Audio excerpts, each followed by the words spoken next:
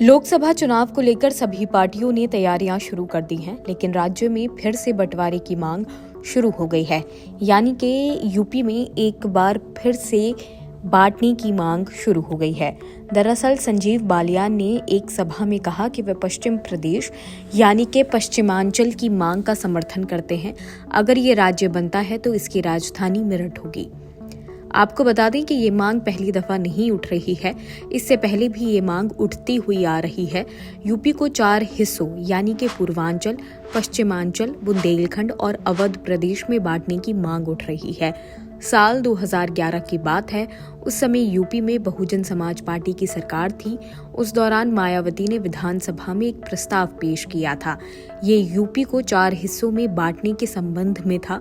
हालांकि इस प्रस्ताव को ध्वनि मत से पारित भी करा लिया गया था, पर बसपा को इस प्रस्ताव के पास कराने से कोई खास असर नहीं पड़ा, क्योंकि राज्य के बंटवारे में मुख्य भूमिका संसद और केंद्र सरकार की होती है। लेकिन पेच सिर्फ यही नहीं फंसा। बसपा के इस प्रस्ताव को समाजवादी पार्टी ने सिरे से खारिज कर दिया।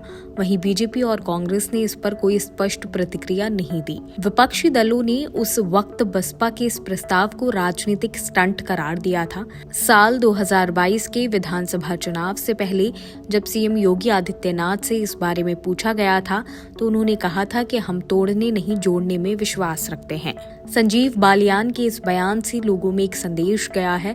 दरअसल उन्होंने यूपी के पश्चिमी क्षेत्र में नया मुद्दा जोड़ दिया है। माना जा रहा है कि लोकसभा चुनाव के पहले ये मुद्दा जोर पकड़ सकता है।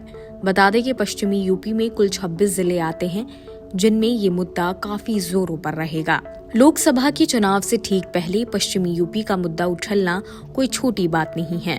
ये मुद्दा राष्ट्रीय लोकदल समाजवादी पार्टी के साथ बसपा की भी मुश्किलें बढ़ा सकता है।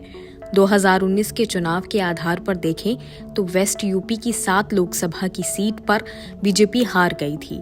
वहीं पश्चिमांचल के बहाने से जनता को इस मुद्दे पर साथ लाने की कोशिश करेगी। ये मामला पश्चिमी यूपी से जुड़ा है, इसलिए रालोद और जयंत चौधरी भी इस मुद्दे पर चुनाव के टाइम पर बीजेपी के खिलाफ नहीं जाना चाहेंगे। वहीं अखिलेश यादव राज्य के बंटवारे के खिलाफ रहे हैं। ऐसे में उनके सामने असमंजस की स्थिति पैदा हो सकती है। इसके साथ ही बसपा खुद इस मुद्दे का विरोध नहीं कर पाएगी, क्योंकि ये प्रस्ताव उसने ही 12 साल पहले पेश किया था। फिलहाल इस खबर में सिर्फ इतना ही। बाकी और खबरें देखने के लिए जुड़े रहिए जनसत्ता के साथ।